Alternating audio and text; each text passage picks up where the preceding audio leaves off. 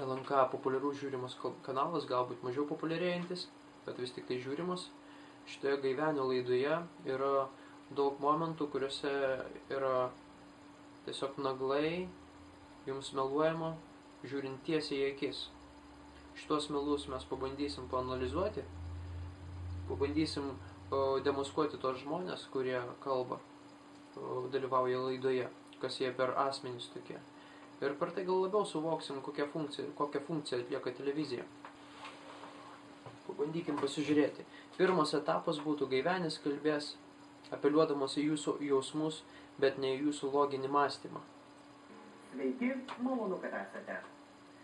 Ką motinai reiškia atgauti savo vaiką?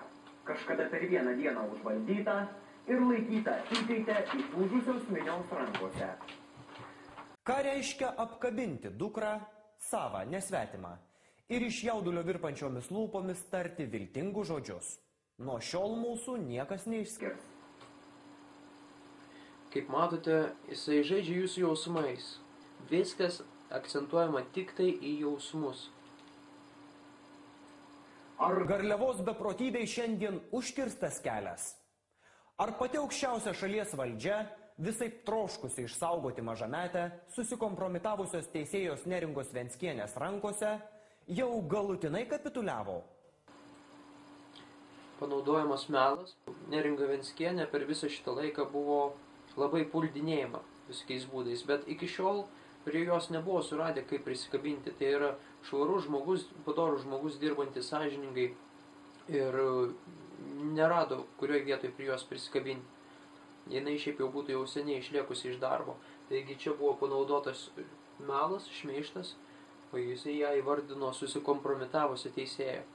Jos susikompromitavimas buvo tik tai tas, kad jinai nenorėjo perduoti dukros motinai tuo pagrindu, kad dukra pati nenorėjo eiti pas motiną, o jinai buvo teisėta globėja. Neringa Venckienė buvo teisėta globėja.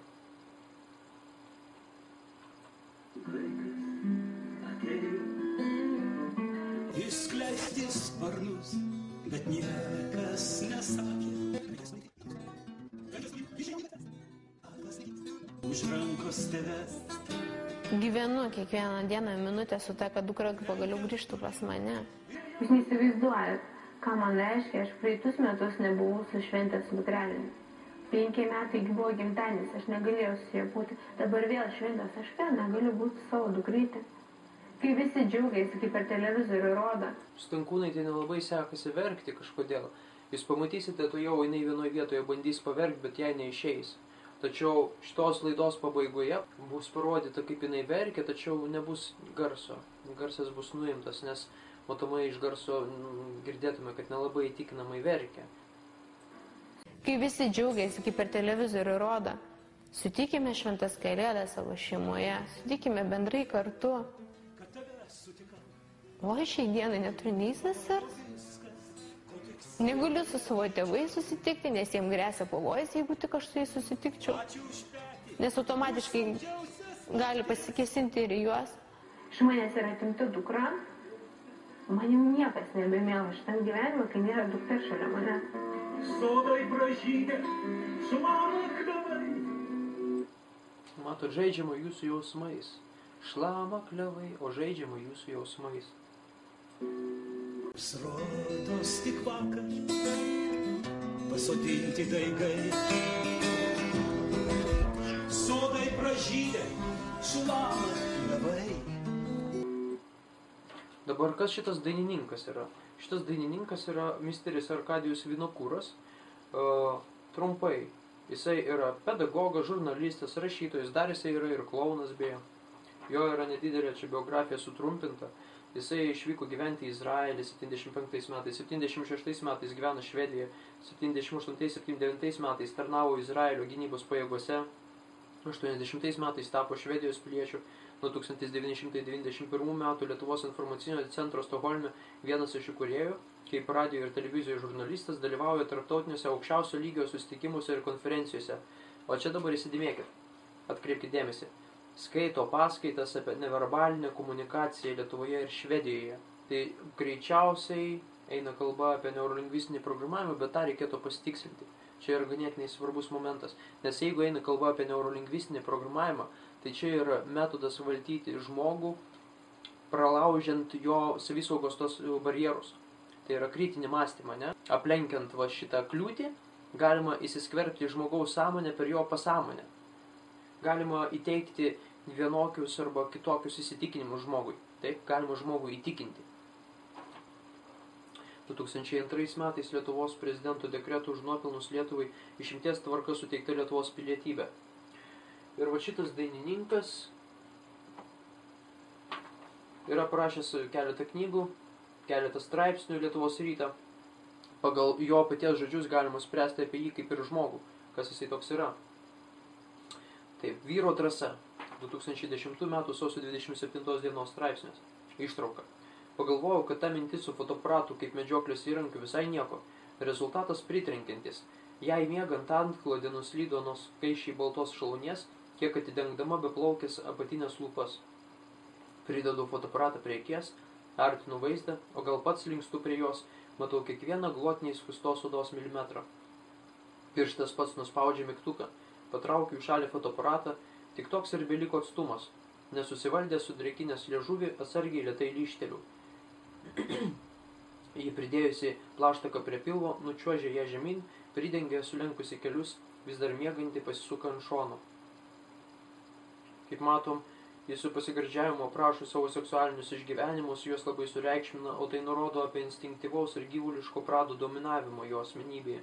Tokiems žmonėms prioritetai yra instinktyvių poreikių patenkinimas, materialūs, bet nedvasiniai dalykai. Toliau yra Kristinos Kanišauskaitės imtas interviu 2007 metais. Štai dalis šito interviu. Kaip manote, už kurį talentą žmonės jūs labiausiai vertina? Matyti, aš paliečiu temas, kuriuose daug išgyvenimų. Paliečiu tai, kas vyksta tarp dviejų žmonių. Tačiau visa tai, ką aš rašau, eina per erotiką. Ten, kur jos nėra, gyvenimas neegzistuoja. Kaip žinome, ankstesnis jūsų gyvenimas buvo iš tiesų labai audringas. Ramybę suradote tik sutikęs aušrą. Ar daug pastangų įdedate į gražius tarpusavio santykius?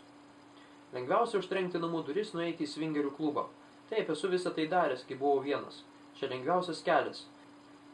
Bet tai bėgimas nuo santykių. Bėgimas net ne nuo vienatvės, o nuo baimės numirti. Taigi svingerių klubai yra visą tai daręs.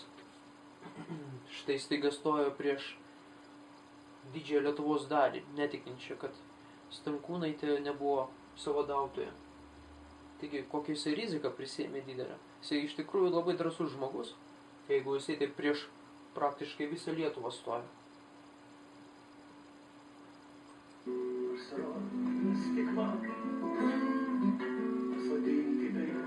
Tikiuosi, kad jinai pamatys šitą laidą vėliau ar anksčiau. Vaiko pavydys nemėgsta. Jis nustatomas prieš savo tikrąją motiną. Kai ponia Venckienė sako, aš myliu tą vaiką, man plaukai šiaušiasi ant galvos. Tegul ji būtų pats švenčiausias angelas pasaulyje, Venckienė. Bet savinti svetimą vaiką yra nusikaltimas. Ir jeigu, kai sako, mylinti tą vaiką, Čia labai svarbu. tai kas čia per tokį meilę iškreipusi. Atkreipkite dėmesį, kaip formuojama žmonių nuomonė. Šitas elementas, žmogus uždarantis duris kabineto, tai yra praktiškai pasakymas, kad tas žmogus nenorėjo bendrauti, jisai turi kažką tai, ką slepia, jisai yra nusikaltėlis. Dažniausiai įtariami nusikaltimų žmonės visą laiką yra vaizduojami televizijai, va taip uždarantis duris. Tai yra toks metodas. Ir čia bando sudaryti tokį įspūdį, kad Neringa Venckienė uždaro jiems duris ir nenori su jais bendrauti, vadinasi, jie turi kažką tai, ką slepia. Nenori kalbėti, taip? Čia yra labai svarbus momentas, atkreipkite dėmesį dar kartą. Bet savinti svetimą vaiką yra nusikaltimas. Ir jeigu jis sako mylinti tą vaiką, tai kas čia per tokią meilę iškreipusi? Nebijau rudens, kai tu esi šalia, kai tu esi šalia. Liepsnoja širdyje, geltoni, žaliai, raudoni, lapai vėjyje. Šaltas rūkas melkia sielą, bet tu esi šalia. šiuo metu aš biškį peršoksiu į kitą vietą, tai yra kitas epizodas, kita laida, Tele3 laida Kodėl, joje dalyvauja advokatas Černiauskas. Jisai čia parodė savo labai didelį pasipiktinimą, kad Tele3 laidos kūrėjai panaudojo muzikinį foną, rodant mergaitės pagrobimo vaizdus. Paklausykite, ką jisai pasako ir pagalvokite apie tai. Dar nežinodamas, kas vyks ten, ruošiate naudoti smurtą prieš mergaitę. Klausimas yra paprastas. Rūta, pasakykit man, kodėl jūs dabar kuriat meninį siužetą su muzika įtaigia, būtent tam, kad suformuoti kažkieno tai nuomonę, jog buvo vartojamas smurtas. Matot, šitas žmogus labai pasipiktinęs, kad jie naudoja muziką, įtaigią muziką. Vaikas turi gyventi su mama. Ar čia yra kokiu nors dėl to abejonių? Žinot, man teko, esu rašęs straipsnį net apie moteris, kurios nužudo savo vaikus. Tos moteris sėdi, viena buvo nuteista 3 metams, kita 7, kita visiškai buvo paleista iš kalėjimo. Jos grįžo ir gyveno su savo buvusiais vaikais. Tais, kurių jos nenužudė. Ir jų gyvenimas yra įmanomas. Nes ta, matyt, ta motinos ir vaiko ryšys yra toks nenusakomas. Ir tikrai pasakyčiau, kad ne teisėjams, ne teisėjų kolegijams, ne prokurorams spręsti apie tai, kas yra motinas ir vaiko ryšys. Tai yra toks prigimtinis dalykas. Ar jūs pastebėjote, ką tik tai kas nutiko? Šita moteris, žurnalistė, jinai ką tik tai teisindama Stankūnaitę pateikė pavyzdį su moterim, kuri buvo nužudžiusi savo vaiką. Teisindama Stankūnaitę pavartojo šitą pavyzdį. Vadinasi, iš to seka išvada, kad jinai žino, kad Stankūnaitė pardavinėjo dukrą pedofilams. Antraip jinai nebūtų teisinusi Stankūnaitę šituo pavyzdžiu. O jeigu yra teisinti, dėl ko? Vadinasi, yra kaltė. Jos grįžo ir gyveno su savo buvusiais vaikais. Tais, kurių jos nenužudė. Ir jų gyvenimas yra įmanomas. Nes ta, matyt, ta motinos ir vaiko ryšys yra toks nenusakomas. Ir tikrai pasakyčiau, kad ne teisėjams, ne teisėjų kolegijams, ne prokurorams spręsti apie tai, kas yra motinas ir vaiko ryšys. Tai yra toks prigimtinis dalykas. Už lango siaučia vėtra, lyja ar kruša, man ramu ir gera, kai esi šalia, kvepia obuoliai sode, tu tokia linksma. Klausimas yra paprastas. Rūta, pasakykit man, kodėl jūs dabar kuriat meninį siužetą su muzika įtaigia, būtent tam, kad suformuoti kažkieno tai nuomonę. Jų daugiau nebebus ir tu nebepasirinksi. Mama yra viena. Kai tu esi šalia, kai tu esi šalia, liepsnoja širdį, geltoni, žali, raudoni, lapai vėjyje. Žvilgsnį šiltą sielą, kai tu esi šalia.